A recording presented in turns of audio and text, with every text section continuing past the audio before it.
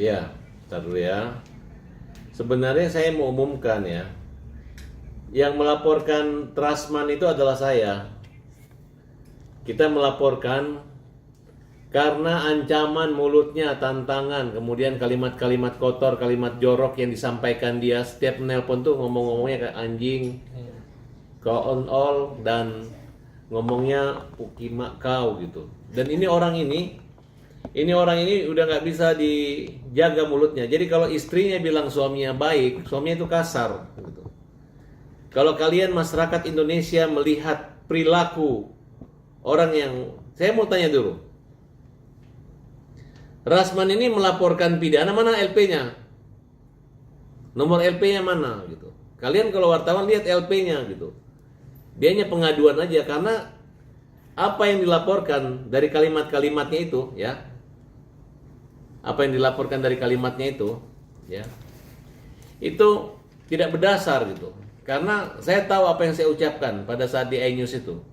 Saya dengan sopan saya menyatakan kamu ini organisasi advokat yang mana? Bagi saya kamu itu adalah mantan pengacara. Karena sepengetahuan saya, Rasman Arit Nasution sudah dipecat dari KAI. Saya menghadiri rapat pemecatannya. Nah, saya nggak tahu. Karena waktu itu katanya dia kabur, mengundurkan diri dan masuk organisasi yang lain. Dan belum ada deklarasi menyatakan bahwa dia adalah anggota organisasi yang lain. Justru saya menganggap dia tidak gentle ketika dilaporkan orang, dia malah pindah ke organisasi yang lain gitu. Tapi tetap aja keanggotaan dia itu di Kongres Advokat Indonesia. Kalau memang Kongres Advokat Indonesia pernah menganulir ya, silakan umumkan. Apa dasar mengumumkan atau membebaskan dia daripada hukuman pemecatan itu? Nah, kalau memang sudah dipecat ya, makanya kita anggap dia mantan pengacara. Tidak boleh dia menafsirkan bahwa dia masih pengacara, ya itu tinggal klarifikasi ya, oh masih pengacara toh. Ya, kalau masih pengacara organisasi advokat mana? Ntar kalau lu salah gue laporin lu kabur lagi, dipecat lagi kabur lagi, kan kira-kira seperti itu. Nah, tapi setelah dia mengatakan dia masih, saya nggak mempersoalkan. Bahkan ketika kita di bawah-bawah itu, yang ibu-ibu yang ada telalatnya seperti tompel itu di sini, itulah yang saya Farhad, kita damai, kamu orang hebat, orang besar, maaf, saling memaafkan. Nah, ketika tangan saya mulai memaafkan, ya dia salaman. Hanya beberapa kalimat, tiba-tiba ya dia memang menolak lagi gitu. Tapi ketika besok tampil di televisi lagi, dia umumkan lagi, Farhad telah meminta maaf kepada saya, katanya. Jadi bangga banget dia kalau dia mengatakan Farhad duluan minta maaf. Justru saya bangga mengulurkan tangan ke orang gitu. Jadi dia pikir itu mengecilkan saya, justru saya anggap dia membesarkan saya, menyatakan tangan saya ringan untuk menyampaikan maaf dan hormat kepada orang. Nah, jadi perlu masyarakat ketahui ya. Sayalah orang yang melaporkan Rasman. Nih laporannya. Per tanggal berapa nih Bang? Per tanggal 14 Juni jam berapa nih ya? Jam berapa? Jam 1:15. Oke. Jam 1:15 menit. Nah kalau itu Abang atas. Saya melaporkan Rasman karena, dan ingat ya, nggak boleh lagi mengatakan saya menyebarkan percakapan. Itu bukan percakapan. Itu adalah nomor telepon pribadi saya yang mana Rasman menelpon. Kemudian dengan teriakan-teriakan tidak senonoh, kalimat-kalimat kasar yang saya anggap ini orang harus masuk penjara. Ya. Gara-gara laporan saya ini dia gerah, dia mencari-cari kesalahan saya. Katanya saya bilang dia bukan mantan pengacara. Iya, memang kamu diumumkan pernah berhenti dan dipecat menjadi pengacara dari Kongres Advokat Indonesia. Se-Indonesia tahu. Ya. Dan pola perilaku kalian ketika berhadapan dengan kasus yang saya tangani adalah Saka Tatal dan Peggy, pembunuhan Vina. Saya heran orang ini mewakili siapa gitu. Teriak-teriak, bentak-bentak orang, akhirnya kalah. Nah, mulai saat ini saya katakan, kamu kan dulu ngantang taruhan. Kamu adalah pengacara yang kalah, kami yang menang gitu. Kalau sudah kalah, ya diam-diam saja. Jangan banyak bawel. Oke?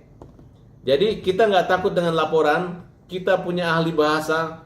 Kita punya ahli. Dan ngerti nggak lu? Kalau diundang televisi, kamu kan dibayar. Mungkin dibayar 1,5 juta. Terus lu ngelaporin.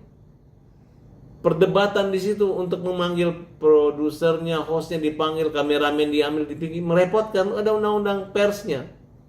Tidak semudah itu. Jadi lu mau repot, emang lu bisa ngatur semua televisi, tinggal luruskan aja bahwa ternyata tidak jawab. Ya kalau selama pengacara menggunakan ini, bukan menggunakan ini dan ini, dia pasti mengerti gitu. Apa yang salah? Kamu yang pernah dipecat oleh Kongres Advokat Indonesia. Yang memecat kamu bukan Farhad Abbas, tapi organisasi, diumumkan oleh Ketua Umum. Dan sampai detik ini belum pernah Ketua Umum mengatakan bahwa kamu dibatalkan atau tidak dipecat. Saya sudah cek ke Wakil Ketua Umumnya, Herman Kadir, ternyata Rahman Arif masih berlaku putusan pemecatan di Kongres Advokat Indonesia. Oke, berarti Silakan konvensi pers menyatakan kamu itu bukan mantan pengacara, biar kami tahu gitu. Nah, kemudian panggil ketua organisasi baru menjelaskan bahwa kamu adalah masih pengacara gitu. Ya kan? Nah, kalau tidak mau nanti saya yang gugat. Saya akan gugat kamu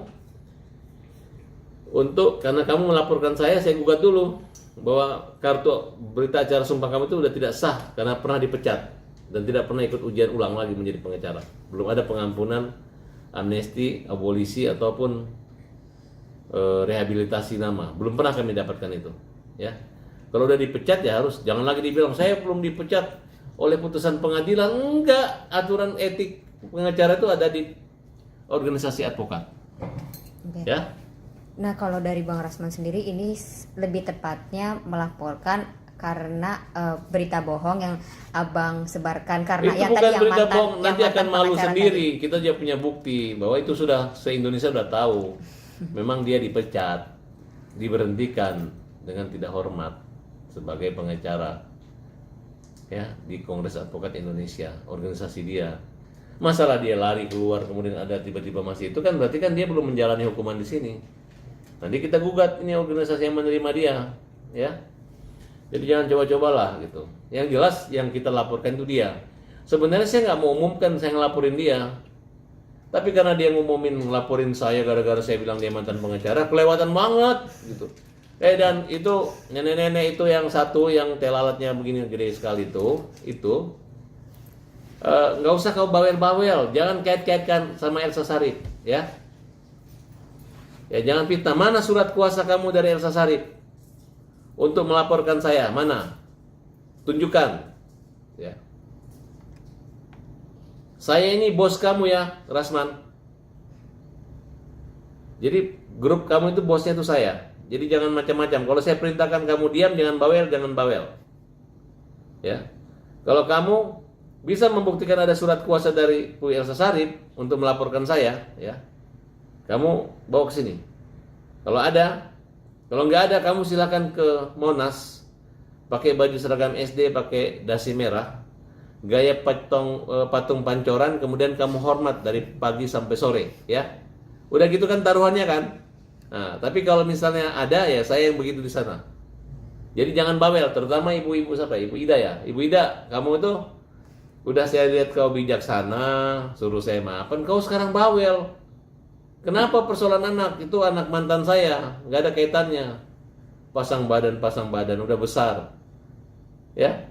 Kamu itu mungkin nggak akan masuk TV kalau tidak mendukung orang-orang yang menyerang saya. Jadi kamu itu Ibu Ida hanya masuk televisi karena ikut menyerang saya juga gitu. Ingat kamu ya. Buktikan aja kalau Ibu Elsa Sharif itu menjelekkan saya. Ya, kamu jangan cuma nguping-nguping aja. Nanti saya punya waktu untuk menghadapi kalian gitu. Kita punya ribuan pengacara untuk menghajar kalian. Ribuan pengacara yang mendukung Saka Tatal dan Peggy siap menghajar kalian. Dan di belakang saya adalah netizen yang mendukung. Kalau netizen nggak mendukung saya nggak mungkin akan berjuang diganggu kalian ini saya akan kuat. Justru karena kekuatan para netizen inilah membuat saya pikir kalian itu hanya masalah sepele gitu, masalah kecil aja. Orang yang sudah kalah taruhan, katanya Peggy kalah, ternyata Peggy menang. Nah, tunggulah kemenangan dari Sakatatal ya, oke? Oke.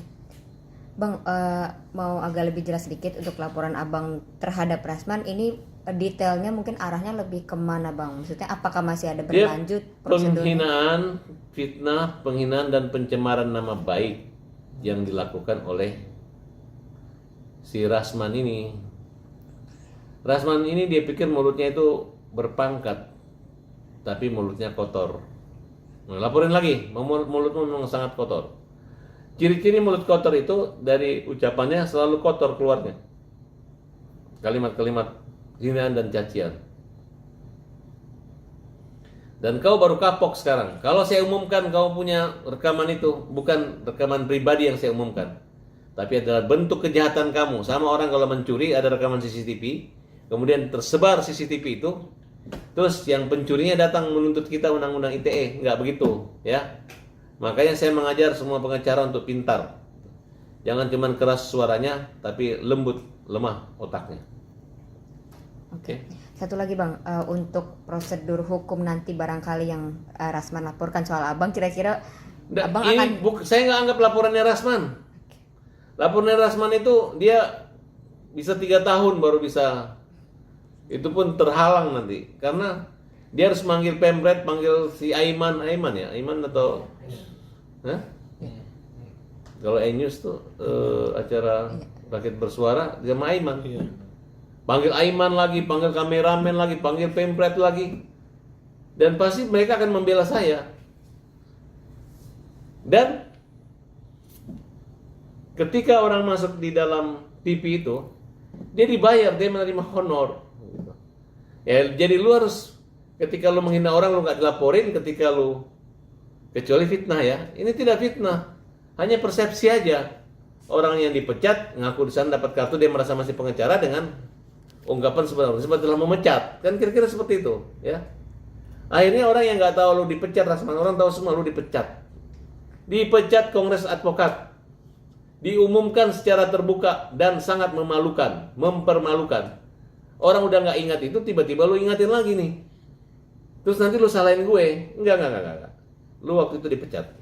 Terakhir mungkin soal percakapan Abang dengan Bang Rasman yang viral. Itu adalah percakapan terkotor dan terhina. Itu harus diviralkan.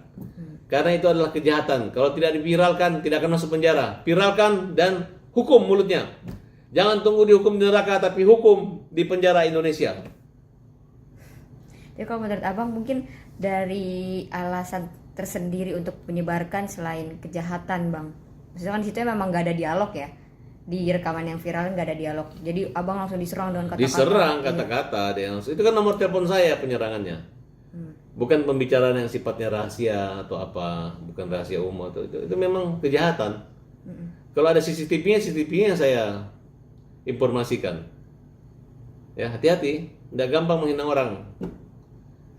Karena aku yakin dari hinaanmu itu membuat aku dimuliakan. Dan terbalik, justru yang menghina yang hina.